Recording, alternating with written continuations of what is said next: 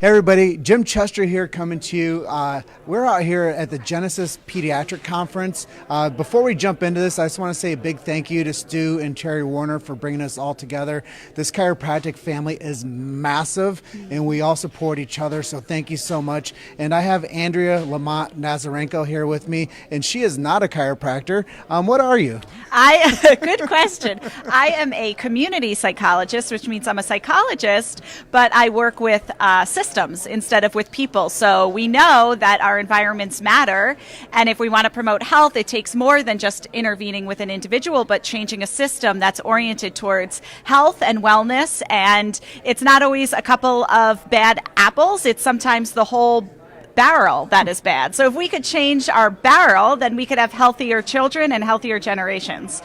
And I think that's really great information. And I just want to throw another shout out there to Ed Osborne for bringing us together as an inner circle tribe. So thank you, Ed, for bringing us all together. I had no idea how amazing that Eric and Andrea were as a couple. But you're married to a chiropractor, right? I am. I'm a big chiropractic advocate. My husband, Dr. Eric Nazarenko, and I co-own the largest family wellness center in our state. And we are unapologetically family friendly there because we love seeing kids grow up in a community of wellness. We love creating social norms where kids feel like it's normal to get adjusted rather than getting a shot or getting more medicine. So when we have 3 kids ourselves, little boys, and so part of our mission might be selfish driven in that we want our kids to grow up where it's normal to be well and to be chiropractic friendly and to eat well and not be exposed to so many toxins. So we create a world where that's the norm. So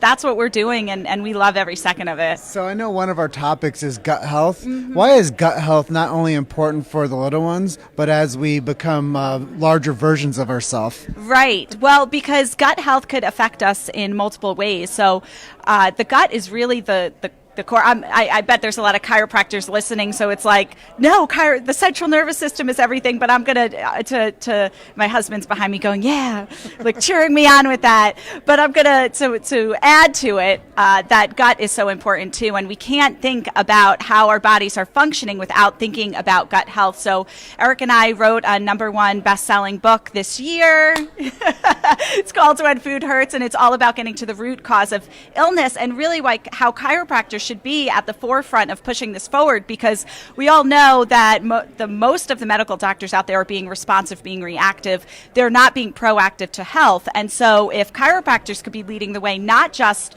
via subluxations, but also diet, and our gut happy system is about removing the bad and adding the good. So all of these toxins and all of this stuff that folks are becoming aware of in mainstream, if we could be leading that conversation and be the ones talking about it, then we could get more people into chiropractic and under the chiropractic lifestyle, and by that way being healthier and having healthier communities.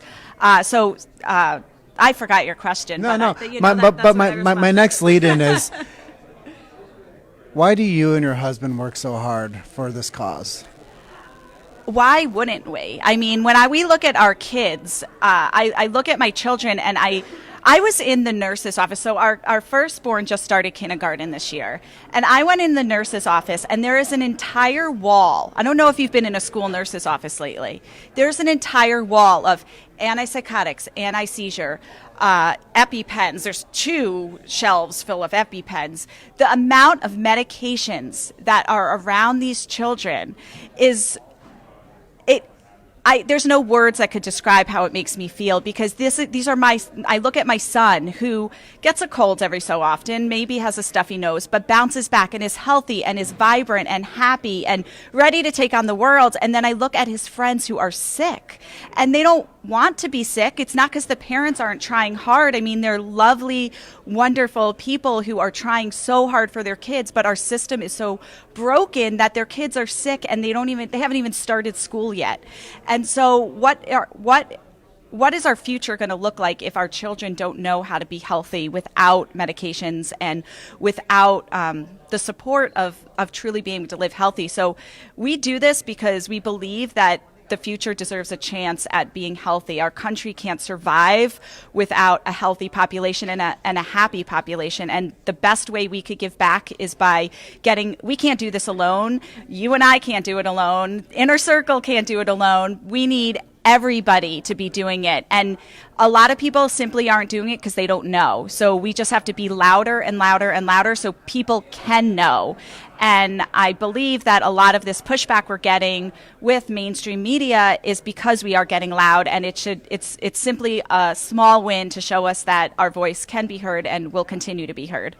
And I know that it's not just here on the home turf. Mm-hmm. I know you're doing things on a global scale now. We are. Let's talk about like what the future looks like and why you decided to make these steps into like Thailand. Mm-hmm. And I know you're doing some stuff in Nigeria too. I am. I'm working with a couple of, so in my work with systems level change, we believe in linking it. It takes 17 years for something to come out in science as being effective to become part of mainstream, which is incredible if you think about that. So if you think about pregnancy, some new treatment may come out that's lifestyle-based and natural, and 17 years later, a doctor starts doing it.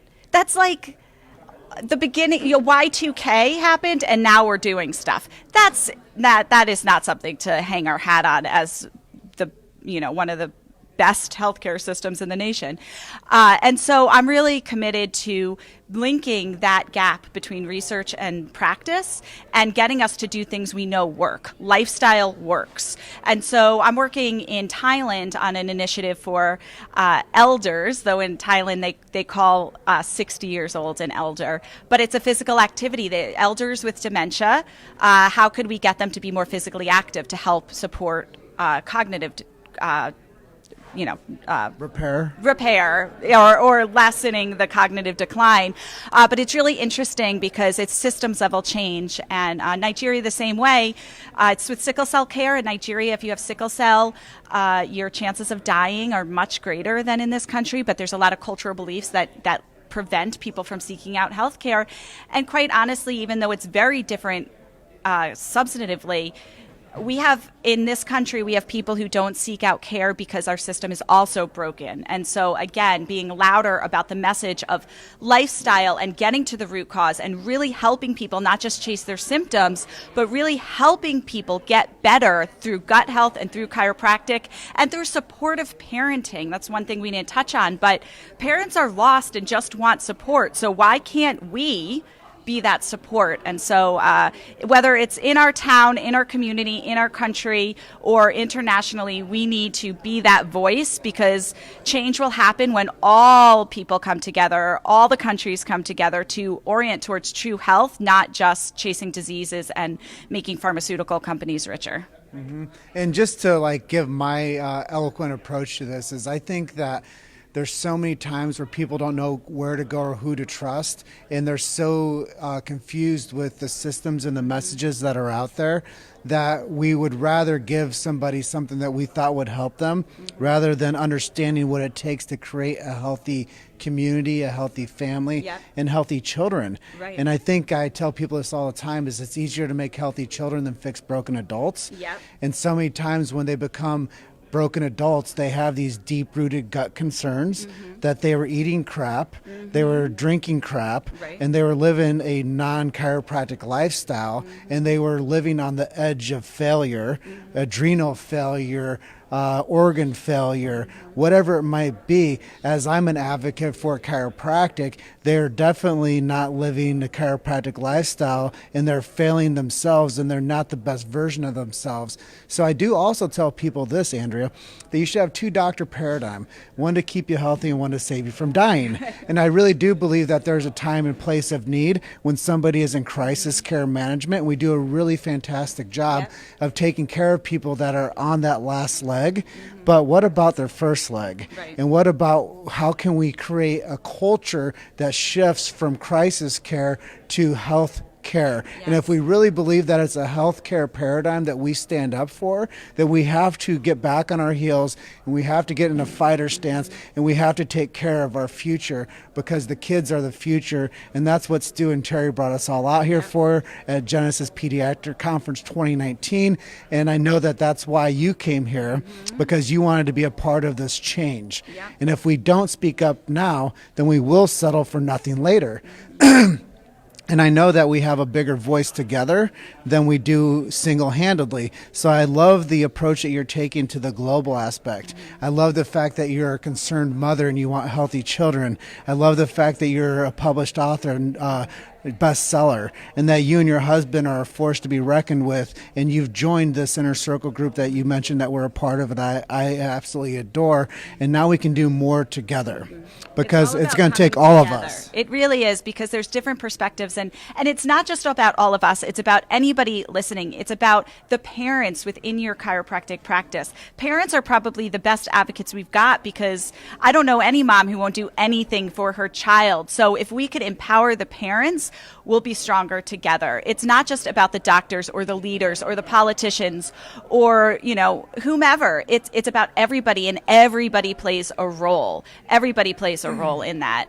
And you're right. It's and when you think about the lifespan, what you were saying about taking the fighting stance and not realizing over the course of a lifetime, people don't realize how sick they are, because we've become so accustomed to being sick. We've become so accustomed to not feeling well, that what if we challenged ourselves to just be better and we did it together, right? What if we joined together and said, no, you know what? You don't have to eat that junk. And imagine how you would feel if you didn't eat that. We've allowed all of that to creep up, and then we've become accustomed to every time, every place we use emergency care, and we can't change a system. Everyone likes to talk about healthcare reform, but we can't reform healthcare if we're still being reactive. At some point, we have to say it's time to prevent things. It's time to be proactive about our health. True health is prevention of illness, and so why don't we prevent it instead of continuing to put more money and more resources into reactive care and emergency care? Listen, I am the first one to say I am so glad I live in a country where if I need to run to the emergency room, I have access to that. We are blessed by having access to some of the best emergency medicine out there, but I don't want to be there.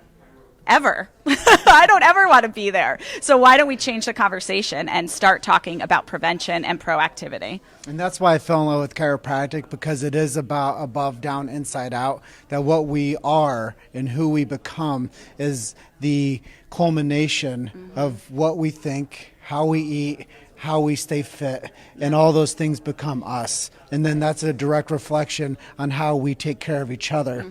And our message is one of love. And the more that we love each other and we bond together and we share a commonality and we support each other, those are the messages that I'm interested in. And that's why I stepped out of my own comfort zone and I started doing the podcast, Chiro Hustle, and I started interviewing the world leaders in this beautiful profession of chiropractic, because I said, if I sit back and I have these ideas and I don't share this on a global scale, who am I really serving? Right. I'm not serving myself, and I don't have access to the smartest minds in this world. And now what we've done with Chiro Hustle is we have access to the smartest minds in the world, and that's why we keep on sharing the truth. We keep on sharing the idea of what it means to have the big idea, and that's a chiropractic deep philosophy. But we're going to go ahead and close out here soon. Sure. Is there anything I didn't ask you that you'd like to share with our audience? No, I just thank you for doing what you do, because you doing what you do gives me a chance to do what I do. So I really appreciate you being here and interviewing me. Awesome. Well, let's get a hug. Well, if you guys are looking for digital solutions when it comes to your storefront, which is your website and digital media and marketing, reach out to Natalie with Local Gold. And if you guys have not gone over to chirohustle.com, please like and share and subscribe one of our episodes. We would definitely really appreciate that opportunity to have you become our next fan. And I'm just going to go ahead and close out with saying thank you to Stu and Terry Warner for bringing us all together once again. And thank you to Eric for being here, watching the whole interview. And hopefully we got some good photos over there. But you guys are just one story away. Keep hustling. We'll see you on the next interview. Love and appreciate you guys.